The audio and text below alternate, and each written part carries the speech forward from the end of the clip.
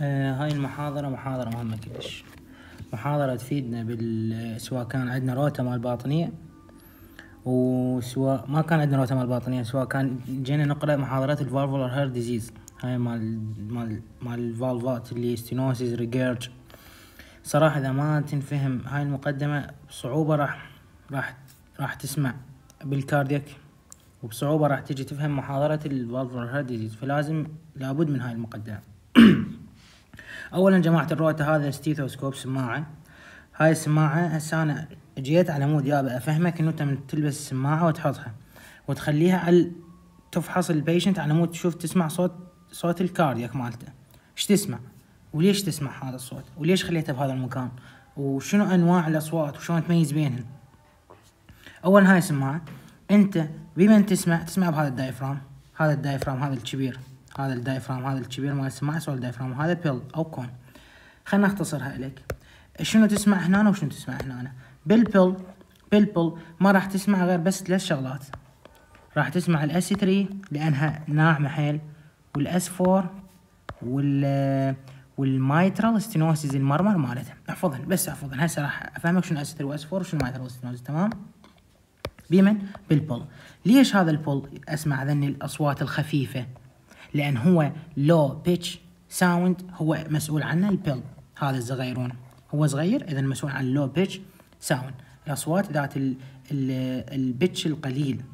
اس 3 اس 4 المرمر مال مايترال ستينوسيس راح يكون الحده مالته البيتش راح يكون شنو قليل، فما اسمعه بس بالبيل. اوكي ودر بالك من تجي وتسوي اكزامينيشن وتخلي البيل من تخلي على صدر المريض البيل، دير بالك مو ضغطه، خليه جنتلي على الصدر مال المريض، يعني عليك كيفك خليه، لان اذا ضغطته ما راح يصير فرق بينه وبين الدايفرام، هم راح يصير هاي بيتش، فانا اخليه على كيف. اوكي ما اضغطه على صدر المريض. زين نجي للدايفرام. الدايفرام كل شيء تسمع به بالكاردياك اس 1 اس 2 اس 3 اس 1 اس 2 المرمرات كلهن، الايجكشن كليك هسه كلهن راح افهمك شنو معنى هذا. ايجكشن كليك اوبننج سناب كلهن تسمعهن بمن؟ بالدايفرام. اما الثلاثه اللي تسمعهن بالبيل بالنسبه للكارديو هذني. ليش هذني؟ لان هن لو بيتش. زين ليش اللو بيتش اسمعها بالبيل؟ لان هو البيل مسؤول عن لو بيتش ساوند. زين ايش تسمع؟ هذا المنوفر عليكم انتم بالروتة راح يعلمونكم اياه. زت لاين هنا أنا تسمع على مود لان قلنا هاي مقدمه مال فالفولار ديزيز، مال امراض الفالف. تمام؟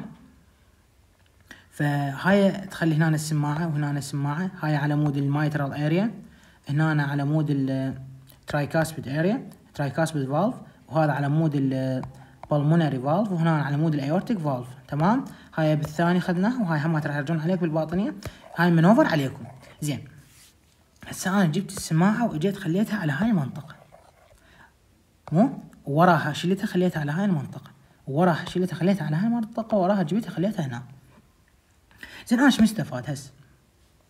ايش راح اخلي بعقلي من سيستم على مود يابا انا من اخلي بهاي المنطقه ايش راح اسمع، وبهاي ايش راح اسمع، وبهاي ايش راح اسمع، وبهاي سيستم تخليه بعقلك من لما تموت. هو هذا شغلك كطبيب. راح من تخلي السماعه بهذا المكان مثلا، راح عقلك يفتح لك باثويات. اول باثوي راح تسمع نورمال هارت ساوند. اوكي نورمال هارت ساوند اول باثوي. ثاني باثوي انه بنفس المنطقه سمعت نورمال هارت ساوند. اوكي بعد سمعت اديشنال ساوند لو لا، يعني غير النورمال اديشنال ساوند. 3 سمعت مرمر لو لا. هسه راح نجي نفصل كل وحده راح نفصلها، بس انت تجيب السماعه هنا تمشي عليها هذين ال3، تجيب السماعه تخليها فوق تمشي عليها هذول ال3، تجيب السماعه هنا تمشي عليها هذول ال3 وكذلك. تمام؟ زين شنو النورمال هارت ساوند؟ وشنو الاديشنال ساوند؟ وشنو المرمر؟ خليك ببالي هسه راح اشرح لك اياها. اولا نجي للكاردياك ساوند. كاردياك سايكل شلون تحصل؟ اولا اجى الدم من اللنج اجى لهنا الليفت اتريوم. اوكي من اجى الدم لهنا اجى نزل. بمن ينزل؟ مهمة جدا. ينزل بمن؟ انتبه ينزل بالدايستول. تمام تمام. دايستول. هسه انا بالدايستول، هسه واحده واحده خلينا نجي بالدايستول. القلب شنو؟ القلب بريلاكسيشن. نزل الدم، من نزل الدم من هنا، خلينا نحكي بسرعه لان صار ممل ان شاء الله. نزل الدم من هنا بالدايستول. هاي دايستول سجلته. اوكي. ورا ما نزل ايش راح يصير؟ راح تبقى شويه 75% من الدم ينزل، تبقى شويه يصير بها كونتراكشن بالاتريوم. اوكي. هاي الكونتراكشن بالاتريوم راح خلص الدم كله. وين نزل؟ نزل هنا. الدور شو يصير؟ ينسد هذا الفالف، المايترال فالف. من نحكي ما اقول مايترال، من اقول مايترال هو الحكي كله ينطبق على الترايكاسبيد. اوكي. المهم فالدم كله نزل نتيجة التقلص صار بالاتريوم، فمن ننسد المايترال فالف راح ينسد. الانسداد مال المايترال فالف، انسداد انطباق المايترال فالف، انطباق المايترال فالف وانطباق الترايكاسبيد فالف يعطينا اسون. تمام. اذا شنو اجى بعد الدايستول؟ اجى اسون. اوكي. بعدها شنو؟ بعدها الدم وين هسه؟ الدم بالفنتريكل. الليفت سايد، من نحكي على الليفت سايد هو نفسه بالرايت سايد. الدم وين؟ بالفنتريكل هسه. وهذا المسدود، هذا مسدود هسه ما مفتوح. اوكي. هذا شنو؟ مسدود، وهذا انفتح هسه. شلون ينفتح هذا؟ من يصير كونتراكشن، هسه الدم موجود هنا، من يصير كونتراكشن يعني شنو؟ يعني سيستول. يعني شنو بعد الاسون ايش يجي؟ يجي سيستول. بعد من؟ بعد الاسون. كونتراكشن يدفع الدم لوين؟ بهاي الفالف. اوكي. يدفع الدم بمن؟ بهذا الفالف يطلع لبرا بالايورتا. سيستول. برا ما طلع الدم لبرا، مو طلع الدم لبرا، مو راح يتراكم هنا الدم، راح برجر يعلى. البرجر مال الايورتا راح يكون اعلى من البرجر مال الفنتريكل. فشي يسوي؟ راح يرجع الدم، يريد يرجع الايورتا يلاقي الفالف، ينسد الفالف نتيجة شنو؟ لصعود البرجر. الفالف ينسد. يعني خلينا نمثل لك اياه، صعد الدم لهناك، فتح هسه الفالف، منفتح، فالدم صار برجر مالته عالي هنا، وهنا البرجر قليل. احنا قلنا الدم ينتقل من برجر العالي الى البرجر الواطي. اوكي. فالدم يريد يرجع لان صار برجر قليل جوا وهنا برجر عالي، لان خلص الكونتراكشن، خلص السيستول، فالدم يريد يرجع لهنا، ما راح يرجع، يلاقي الفالف. من يلاقي الفالف هو بوحده راح يسد الفالف. يعني هو الدم الراجع راح يسد الفالف. تمام. الدم الراجع راح يسد الفالف. الفالف مو قايل هيجي، هذا هيجي يعني مفتوح، مو يجي الدم، يجي الدم لهنا من هنا ومن هنا، هو راح يسد الفالف يخليه ينسد. من يسد الفالف؟ الايورتا او البلمونري فالف. من يسد ايش ينطيني؟ ينطينا S2. اوكي. هاي الكاردياك تندرخ مهمه جدا، لان هسه راح نبني عليها هواي شغلات. عرفنا امتى؟ زين. هسه احنا بالدايستول مثلا نفترض انه كذا، انه يابا هنا اكو ستينوسز، انه اكو ستينوسز. بمن اكو ستينوسز؟ اكو ستينوسز بالفالف، بهذا المايترال فالف اكو ستينوسز. هنا اكو ستينوسز مضيق. فبالدايستول من قاعد ينزل، بالدايستول من قاعد ينزل دم راح يصير توربولنس، فاسمع مرمر بيمن؟ بالدايستول. اذا اكو هنا ستينوسز، اذا اكو ستينوسز هنا اسمع مرمر ويا من؟ بالدايستول. اما اذا اكو ستينوسز هنا بالايورتا، فيا من اسمع مرمر، او اسمع مرمر بالسماعه، اسمع ويا السيستول. يعني من يتقلص القلب راح يصير ستينوز واسمع مرمر. اوكي. هاي هسه راح اعيدها كلها. عرفنا الكاردياك سايكل. يابا نرجع، من اجيت وخليت السماعه هنا ايش راح تسمع؟ S1، العفو، نورمال ساوند، اديشنال ساوند، مرمر. هسه قلنا نورمال ساوند، اديشنال ساوند، مرمر. عرفنا الكاردياك سايكل شلون تحصل. فهسه نيجي نعلق النورمال ساوند. شنو النورمال ساوند اللي موجودات؟ عندي نورمال ساوند S1 و S2، اكو غيرهن؟ هنا بذن النورمال ساوند S1 و S2. اوكي. S1 و S2. من اريد احكي على S1 و S2، وين السايت مال الماكسيموم انتنسيتي مالتهن؟ يعني هسه اذا احكي يابا النورمال ساوند انا خليت السماعه، راح اجي اعلق على النورمال ساوند، خليت السماعه هنا اجي اعلق على النورمال ساوند، اي اعلق على الاس 1 وعلى الاس 2. اعلق على شنو؟ اعلق على السايت اوف ماكسيموم انتنسيتي، اكثر مكان اسمع بيها الاس 1 وين؟ تمام؟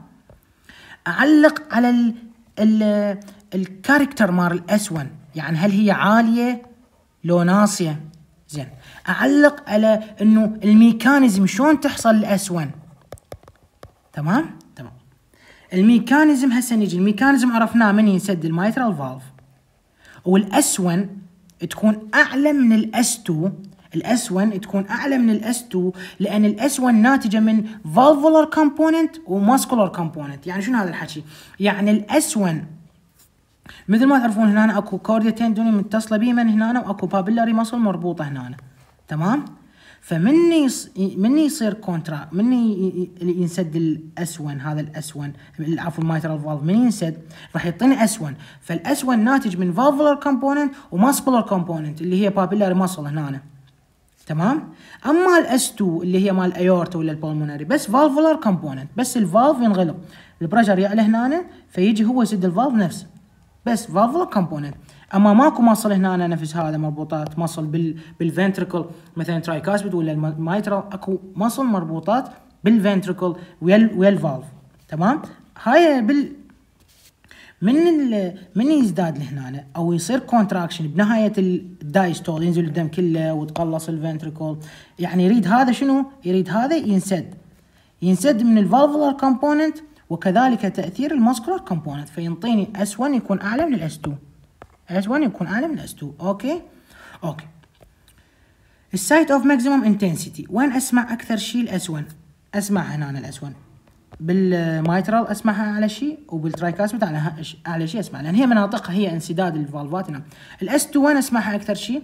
بالبلمونري والايورتك، لان هن مناطقهن اللي يكوننها نسمعها. تمام؟ عرفنا شنو الاس 1، عرفنا شنو الاس 2. هسه كالنورمال هارت ساوند، بعدين اسان بعدنا مخلي الاستيوث هنا وفكر. اس 1 والاس 2 ضبطتهم. زين. الاس 1 عاليه قليله، الاس 1 ابسنت. زين. شلون اعرفها؟ خلنا نعطيك شغله. الاس 1 راح تكون عاليه، الاس 1 عاليه. هسه النورمال هارت ساوند عرفت وين اسمع وعرفت وين القاه، الدور اجي الباثولوجي مالته، هل هو عالي مو عالي ناصي مثلا. نجي للاس 1. الاس 1 خلنا نعطيك شغله، جميع شغلات تيجي تاثر على المايترال او ترايكاسبيد فالف اللي هو ينتج لي اس 1، اي مرض بالعالم ياثر عليها يقلل لي الاس 1.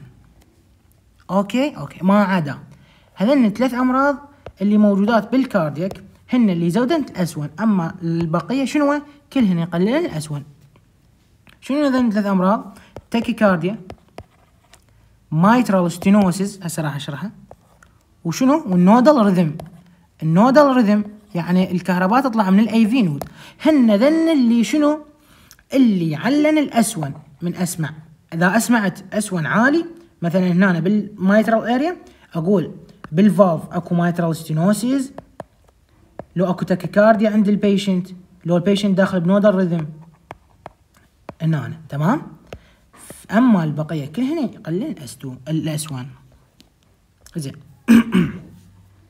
الاس 2 اي فالف ديزيز يقلل الاس 2، اي فالف كيفك تريد تحكي من النهار الصبح يقلل الاس 2، ما عدا عندك البولمونري هايبرتنشن. البولمونري هايبرتنشن راح يزود الاس 2. شنو يعني معناه هذا؟ البولمونري هايبرتنشن ولا سيستميك هايبرتنشن يزود الاس 2. ليش يزود الاس 2 بالسيستميك هايبرتنشن والبولمونري هايبرتنشن؟ هذا الرايت فنتريكل هنا برجر عالي، هنا البرجر عالي جدا، هو اصلا عالي بعد ما متقلص شو اسمه عالي، فمن يتقلص الرايت ويدفع الدم لهنا هو برجر عالي ويجا زاد البرجر بعد، فالبرجر الدم يريد يرجع بقوه لوين؟ يرجع للفنتريكل، فمن يرجع الدم للفنتريكل بقوه ايش راح يسد الفالف حيل، يا فالف سواء كان البلمونري او سواء كان ايورتيك فالف، فينطيني هاي اس 2. عرفنا الاس 1 ليش عالي ويمتى يجي عالي، وعرفنا الاس 2 يمتى يجي عالي، وبقيه الامراض كلهن الاس 2 والاس 1 يجن قليلات. اوكي. وعرفنا انه الاس 1 جاي من ماسكولار كومبوننت وفاسكولار كومبوننت، لان انت تلاحظ شوف صوره القلب غير هاي انه ترى بس الفالفات ذن الترايكاسبيد والمايترال، الترايكاسبيد والمايترال والترايكاسبيد هن مربوطات بمصل، اما هذن ما مربوطات بمصل. تمام عرفنا ليش هسه الاس 1 اعلى من الاس 2. اوكي هسه علقنا على النورمال ساوند، نورمال هارت ساوند علقنا عليه. نجي للاديشنال ساوند. شنو الاديشنال ساوند اللي موجودات الاديشنال ساوند اللي موجودات بالهارت بالسماعه من اسمع؟ شو اسمع اديشنال ساوند؟ انا بعدني هنا ترى، بعدني هنا بهاي المنطقه سمعت النورمال هارت ساوند وشفت عالي ناصي، وشنو سبب العلاج، شنو سبب النصيان مالته. زين اجي الاديشنال ساوند، ايش راح اسمع بالاديشنال ساوند؟ اسمع اس 3، اسمع اس 4، واسمع اجكشن كليك، واسمع اوبننج سناب. الاس 3 والاس 4 قلت لك تسمعهن بالكون بالمانوفر، راح يعلموكم شلون من تخلص هذا الزيت بالدايفرام بعدين ترجع على الزيت نفسه بالكون. تمام هسه احنا ما لنا علاقه، السمعه بيمن بالكون. اديشنال ساوند اكو اس 3 عند البيشنت هذا، اكو اس 4 عند البيشنت هذا. زين اكو شيء اسمه اجكشن كليك اوبننج سناب، وانا هنا بعدني هنا انه سمعت كملت النورمال ساوند، جيت الاديشنال ساوند الصوت الاضافي اللي موجود. شنو ايش راح اسمع كصوت اضافي؟ اكو اس 3 اكو اس 4. زين هو شنو الاس 3 شنو الاس 4 وشنو اجكشن كليك وشنو اوبننج سناب؟ تعال خلينا نجي واحده. الاس 3 از بري. شنو يعني الاس 3 از بري؟ بزياده البري لود يعطينا اس 3. اس 3 از بري، هاي هيك تنحفظ. من يزداد البري لود الاس 3 ايش بيها؟ راح تطلع، سواء كان باثولوجيكال ومين باثولوجيكال. هو شنو؟ هارت فيلر اللي زايد البري لود مالته يعطينا اس 3. تمام. الاس 4 هي الافتر لود، يزداد الافتر لود. الافتر لود شنو هو؟ يعني هذا البري لود اللي جاي من هنا، والافتر لود المقاومه اللي موجوده هنا. يعني مثلا عندنا ايورتيك ستينوزيس، فالدم قاعد مقاومته عاليه من ينضخ من هنا، فمع مرور الزمن هذا راح يصير به شنو؟ هايبرتروفي، لان مقاومه ضده يعني قاعد يسوي اكتيفيتي عاليه، فراح يصير به شنو؟ تضخم. من يتضخم هذا ايش راح يصير؟ باكر عقبه يدخل لي بهارت فيلر. بس هارت فيلر نتيجه من؟ نتيجه زياده البريل الافتر لود، لان البرجر عالي هنا. اوكي من هنا البرجر عالي، فايش راح يصير؟ فراح العضله تتعود على انه لازم تتضخم، ومن تتضخم تدخل بفيلر. اوكي يمتى تسمع الاس 4؟ هاي سبب سماعك للاس 4. يعني يمتى تسمعها بيشنت عنده مثلا سيستميك هايبرتنشن هنا، او هنا بولمونري هايبرتنشن. تمام. فهاي المصل راح مع مرور الزمن تتضخم ويصير بها فيلر، ف من يصير هاي الحاله راح تسمع الاس 4. اوكي ليش؟ لان الاس 4 ناتجه من تضخم هذا الماسلز كاردياك ماسل. والاس 4 من تجي تعرفها، ما اريد ادوخكم، هي الاتريال كونتراكشن اجينست الفنتريكولار ريزيستنس. يعني الاس 4 شلون تنتج انه الاتريال مو يصير كونتراكشن بالدايستول، نهايه الدايستول من يبقى 25% من الدم مو يريد يتخلص منهن بالكونتراكشن ينزلهن للفنتريكول، هذا مو يصير كونتراكشن بالاتريوم على مود يفضي كل شيء، على مود ينسد الترايكاسبيد فالف والمايترال فالف ويعطينا اسوين، مو هيك شيء. فقبل لا ينسدن ذني، قبل لا ينسدن ويعطينا اسوين، من يتقلص الاتريوم فراح الفنتريكل بي ريزيستنس نتيجه التضخم اللي قلت لك عليه، ولان هاي الافتر لود صاعد هنا نتيجه هنا اكو بالمونري هايبرتنشن هنا او بالمونري فالف ستينوسيس، فمع مرور زمن راح يتضخم ويصير ريزيستنس. فعمليه الادابتيشن او عمليه الريلاكسيشن مالته على مود يستقبل الدم راح تكون شنو؟ عاليه. فالبرجر عالي هنا، فرش راح ينطيني ما يسمى بالاتريال كونتراكشن اجينست الفنتريكولار ريزيستنس وينتج لي اس 4. تمام. يعني هنا اكو ريزيستنس، هنا اكو تضخم، فما راح يسوي ريلاكسيشن عدل، فشنو؟ فراح ينتج لي اس 4 من يصير اتريال كونتراكشن. فدائما هسه راح من اذا اكو هيك حاله راح يجي الاس 4 وبعدين يجي الاس 1. ليش؟ لان صار اتريال كونتراكشن اجينست الفنتريكولار ريزيستنس، ومن صار كمل الاتريال كونتراكشن يستندن الفالف ذني، من ينسدن يعطينا اس 1. اوكي. فاس 4 اس 1 دائما القاها الاس 4 قبل الاس 1، هاي خليها ببالك. زين عرفنا شنو الاس 4، عرفنا شنو الاس 3. تمام. نيجي الايجكشن كليك واوبننج سناب. ايجكشن كليك اوبننج سناب. ايجكشن يعني شنو؟ ايجكشن يعني سيستول.